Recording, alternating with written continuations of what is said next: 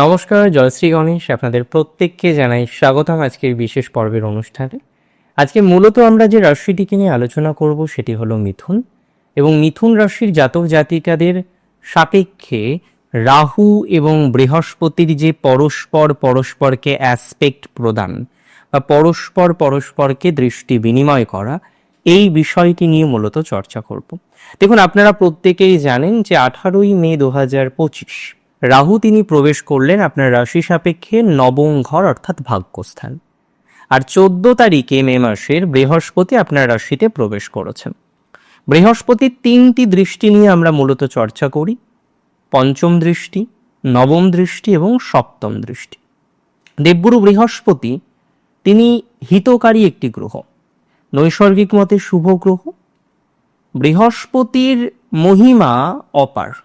এটা মনে করা যায় যে দেবগুরু বৃহস্পতির মধ্যে কপটতা, ছলনা এগুলো কম, রাহুর মধ্যে মায়াটা বেশি, ইলিউশনটা বেশি। রাহুর মধ্যে হঠাৎ প্রাপ্তিকে বোঝায়, রাহুর মধ্যে আবার হঠাৎ হারানোকেও বোঝায়।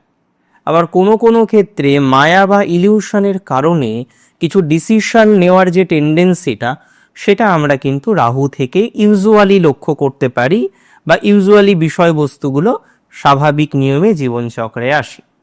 এবং দেখুন, আরও কয়েকটি বিষয় এখানে অবশ্যই উল্লেখযোগ্য, যে রাহু কোনো কোনো ক্ষেত্রে কি দেখা যাচ্ছে যে হঠাৎ সাকসেসকেও রিপ্রেজেন্ট করছে। আজকে আপনার কিছু নেই, হঠাৎ পেয়ে গেলেন অপ্রচলিত বা অপ্রত্যাশিত যে সফলতা, আপনি রাহু থেকে জাজমেন্ট করতে পারবেন।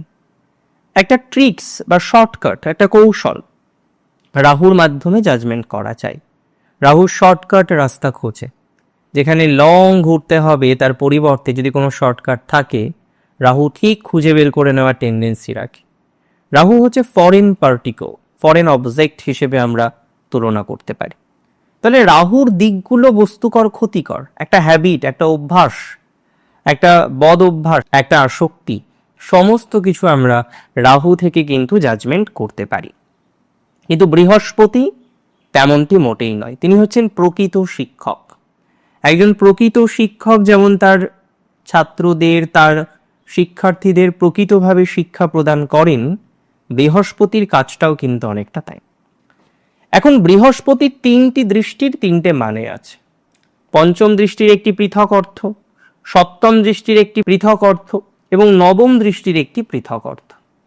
পঞ্চম দৃষ্টি জ্ঞান এবং প্রজ্ঞাকে প্রসারিত করে। সপ্তম দৃষ্টি সম্পর্কের মধ্যে ভারসাম্যতা, ভালোবাসা, আন্ডারস্ট্যান্ডিংকে রিপ্রেজেন্ট করে। এবং নবমতম যে দৃষ্টি, সেটি আধ্যাত্মিকতা, ধর্ম এবং উচ্চতর শিক্ষা, হায়ার এডুকেশনকে ডেভেলপ করার চেষ্টা করে। আপনাদের নবমেই আছেন রাহু বৃহস্পতি রাশিতে। নবম দৃষ্টি রাহুর উপরে থাকছে, এবং এখানে কয়েকটি বিষয় অত্যন্ত উল্লেখযোগ্য, কয়েকটি বিষয়ে যথেষ্ট ফল লাভ করতে পারবেন। তবে তার আগে বুঝতে হবে কে বেশি শক্তিশালী, রাহু না শনি। দেখুন, কোন হাউসে বসে আছে এবং অবশ্যই কোন নক্ষত্রে বসে আছে, সেটি মোস্টলি ইম্পর্ট্যান্ট। রাহু কোথায় বসে আছে? রাহু বসে আছে শনির ঘরে।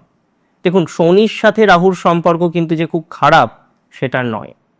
আবার কোথাও যেন গিয়ে বৃহস্পতির সাথে বুধের সম্পর্ক খুব যে ভালো তাও কিন্তু নয়। বেসিক্যালি শত্রু গ্রহ ধরা হয়, তবে কার্যত সেটি সর্বদা সঠিক নয়। এবং কারণ যখনই নিজের নক্ষত্রে থাকবে পুনর্বসুতে, সে ভালো ফল দেবে। আবার যখনই আমরা দেখব রাহু শতভিসাতে থাকবে কুম্ভে, সে ভালো ফল দেবে বা বড়সারি হবে। তো ভেরি সিগনিফিকেন্টলি আমরা কিছু কিছু ক্ষেত্রে লক্ষ্য করতে পারবো যে বৃহস্পতির প্রভাব রাহুর উপরে এসে প্রাধান্য পাবে, যার প্রভাবে আপনাদের ডেভেলপমেন্টের জায়গা বহু ক্ষেত্রে রয়েছে। প্রথমত হায়ার এডুকেশন। বহু মিথুন রাশি জাতক জাতিকারা উচ্চশিক্ষার পরিকল্পনা করেছেন, উচ্চশিক্ষা অর্জন করার একটা চেষ্টা আপনাদের মধ্যে দেখা যাচ্ছে। কারণে হোক অকারণে হোক আপনি উচ্চশিক্ষা অর্জন করতে পারছেন না, সেখানে নানা রকমের জটিলতা, সমস্যা তৈরি হচ্ছে। আপনি একটা স্কিল ডেভেলপমেন্ট করবেন সেই মনস্থির করেছেন, কিন্তু কোনো একটা জায়গায় গিয়ে আপনি আপনার স্কিলকে ডেভেলপ করতে পারছেন না। আপনি চাকরি করতে করতে ভেবেছেন আরেকটা কোর্স করবেন, কিন্তু হ্যাঁ, পয়সা বা ভর্তি হওয়া নিয়ে কোনো সমস্যা নেই, কিন্তু কন্টিনিউয়েশন নিয়ে আপনাকে বারবার চিন্তায় পড়তে হচ্ছে। তাহলে যে সমস্ত জাতক জাতিকারা এই ধরনের চিন্তা, এই ধরনের দুর্ভাবনা, এই ধরনের দুশ্চিন্তার মধ্যে পড়ছেন, তাদের কিন্তু ইমপ্রুভমেন্টের জায়গা আমরা লক্ষ্য করতে পারি। অর্থাৎ এখানে গিয়ে দেখা যাবে যে রাহুর প্রভাবে আপনার উচ্চশিক্ষা নিয়ে যে ভ্রম তৈরি হচ্ছে, যে আচ্ছন্নতা তৈরি হচ্ছে, আপনি একটা এডুকেশনে ভর্তি হয়েছেন কিন্তু কমপ্লিট করবেন কি করবেন না এই নিয়ে আপনি একটা সঠিক সিদ্ধান্তে আসতে পারছেন না। আপনি মনে করছেন ঠিক আছে এখন থাক, আবার না হয় 1 বছর পরে ভাবা যাবে, বা আবার না হয় 6 মাস পরে ভাবা যাবে, এবং এমন একটি জায়গায় গিয়ে আপনি বারবার থেমে যাচ্ছেন। যে সমস্ত জাতক জাতিকাদের এই ধরনের কোনো ইনসিডেন্ট চলছে, এই ধরনের কোনো ঘটনা কন্টিনিউ হচ্ছে, তাদের ক্ষেত্রে আমরা কিন্তু পজিটিভ ভাইবস পাবো। তাদের ক্ষেত্রে পজিটিভিটির মাত্রাটা অনেকাংশেই তৈরি হতে পারে, এতটুকু শিওরিটি আমি আপনাকে প্রোভাইড করছি।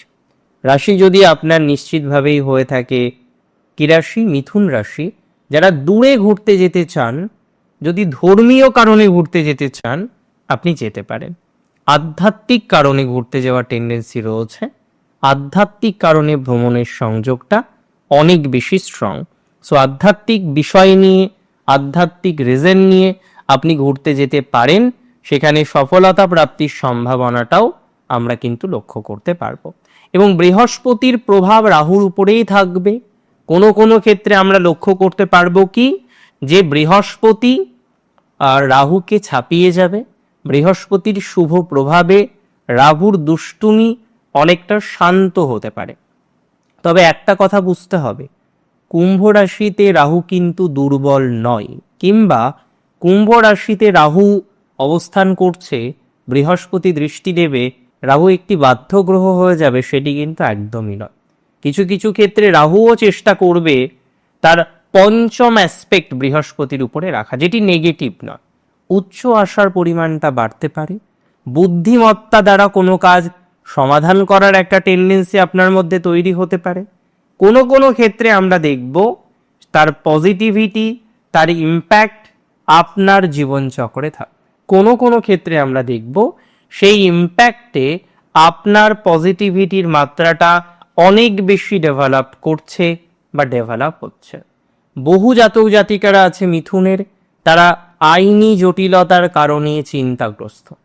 যে সমস্ত মিথুন রাশির জাতক জাতিকারা আইনি জটিলতার জন্য বা অন্যান্য বিষয়ের কারণে খুব বেশি স্ট্রেসে থাকেন, তাদের পজিটিভিটির মাত্রাটা 100% পারবেন। অর্থাৎ আইনি জটিলতা থেকে মুক্তির সম্ভাবনা দেখা যায়, আইনি জটিলতা থেকে মুক্তির কম্বিনেশন আমরা কিন্তু এক্সপেক্ট করতে পারি। এবং নো ডাউট এ বিষয়ে একটা ডেভেলপমেন্ট আপনার জীবনে আসবে, সেটা বলতে পারি।